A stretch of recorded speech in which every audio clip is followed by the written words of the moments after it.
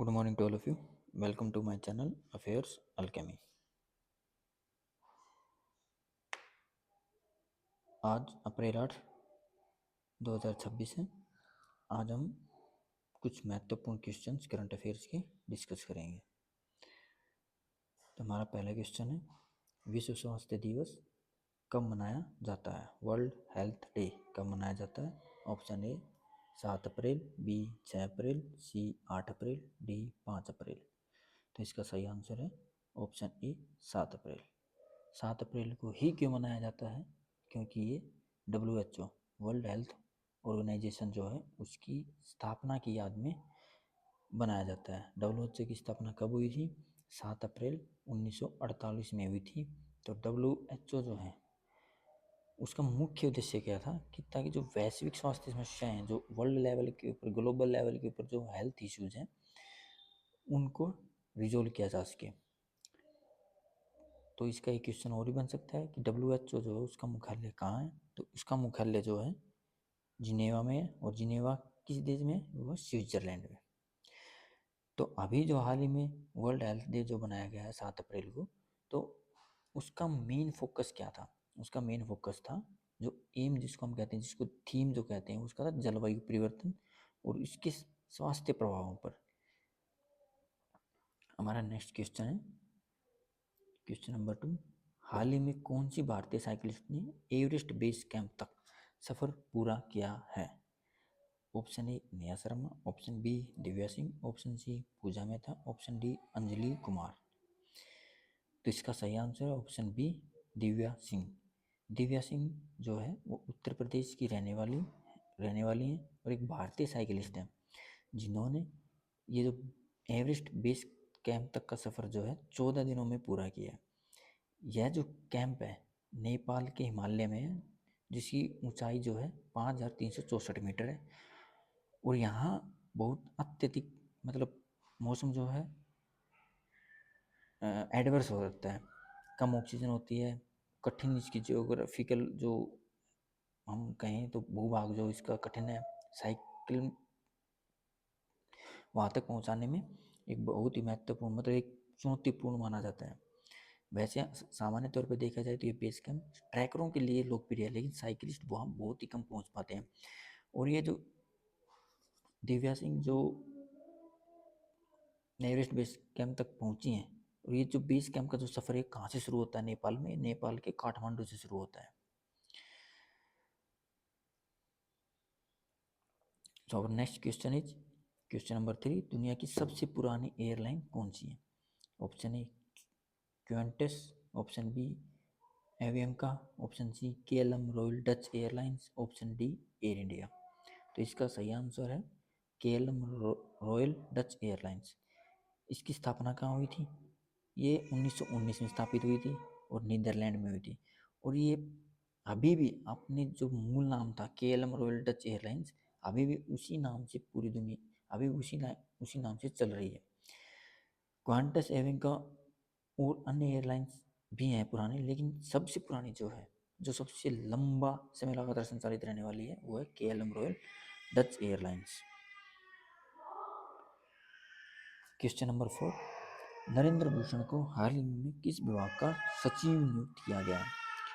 Option A department of agriculture, option B department of land resources, option C department of rural development, option D department of urban affairs. तो इसका सही answer है option B department of land resources. तो नरेंद्र भूषण जो है एक IAS अधिकारी थे, उन्हें लैंड जो डिपार्टमेंट लैंड रिसोर्सेज है उनका सचिव नियुक्त किया गया है। यह विभाग जो है भारत में भूमि संसाधनों के प्रबंधन और विकास के लिए जिम्मेदार है। Our next question is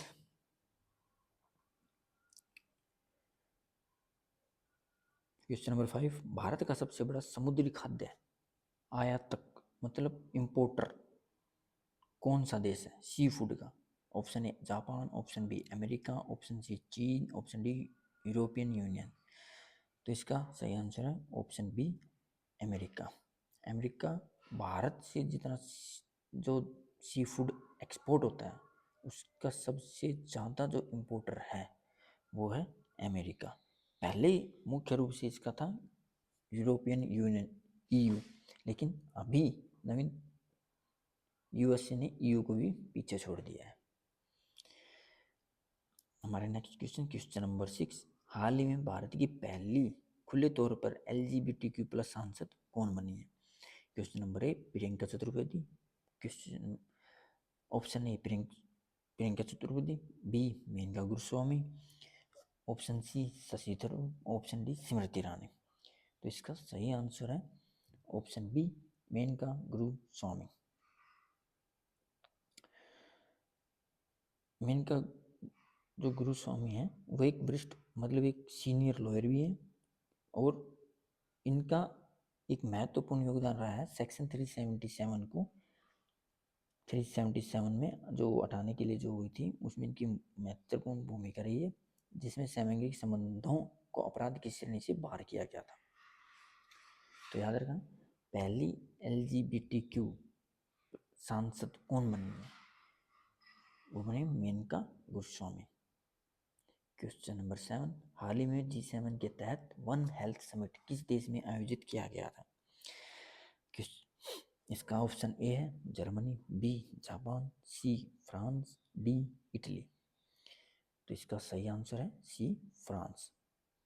हाल ही में जो है G7 के अंतर्गत वन हेल्थ समिट जो है फ्रांस में आयोजित किया गया। इस सम्मेलन का जो मुख्य उद्देश्य था वन हेल्थ समिट का, वो था विज्ञान आधारित स्वास्थ्य नीतियों को बढ़ावा देना और मानव, पशु और पर्यावरण स्वास्थ्य के बीच समन्वित दृष्टिकोण को अपनाना।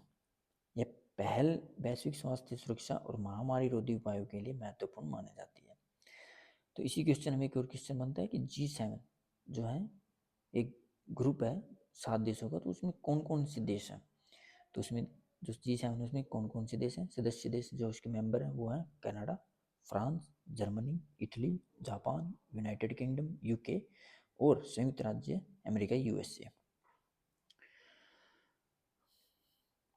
और एक कब आयोजित किया गया था वन हेल्थ समिट जो है वो 7 अप्रैल को किया गया था।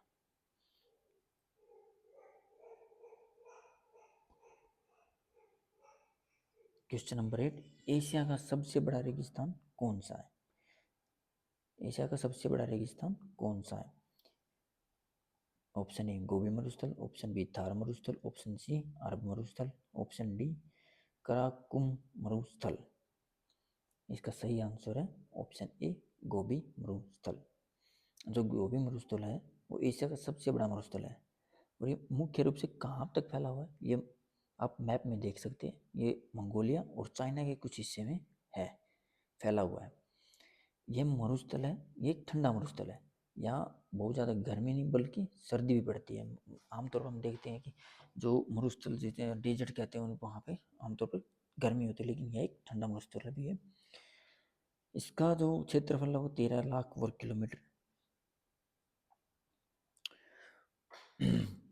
और नेक्स्ट क्वेश्चन, अगला क्वेश्चन है क्वेश्चन नंबर 9, हाल ही में भारत सरकार ने गजट अधिसूचना जारी कर आंध्र प्रदेश की राजधानी के रूप में किस शहर को आधिकारिक रूप से नामित किया है?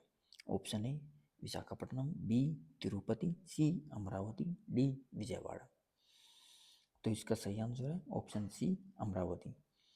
तो हाल ही में केंद्र सरकार ने एक गजट नोटिफिकेशन जारी किया था, उसमें आंध्र जो अमरावती है उसको आंध्र प्रदेश की सोल मतलब पहले ऐसा था कि 3 राजधानियां को नाम दिए गए थे कि एक इसमें से एडमिनिस्ट्रेटिव बनेगी, एक लेजिस्लेटिव, इस तरह से 3 राजधानियों के नाम दिए गए, विशाखापट्टनम, अमरावती और कुर्नूल का प्रस्ताव था।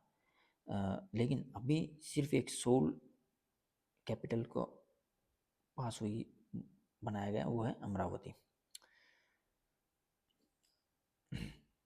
और next question number 2 and the last one, हाल ही में संसद ने किसका महाभियोग प्रस्ताव खारिज कर दिया?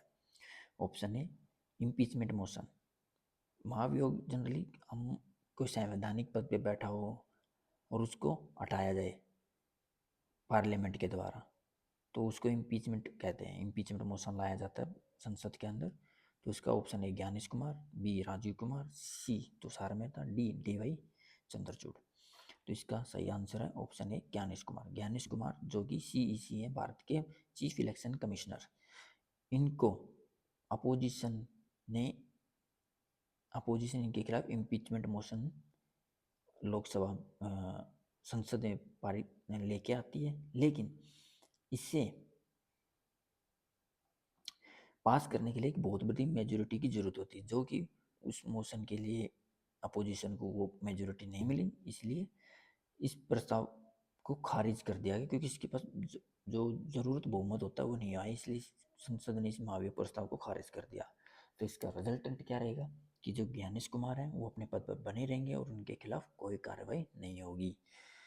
तो अभी तक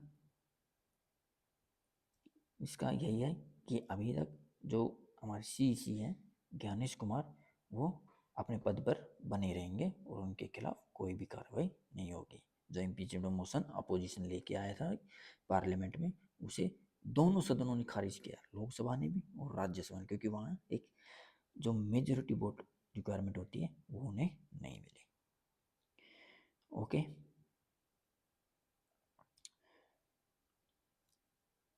ओके फ्रेंड्स, आप ये ज़रूर बताइएगा कि आपको मेरी ये वीडियो कैसी लगी। मैं अगर आपको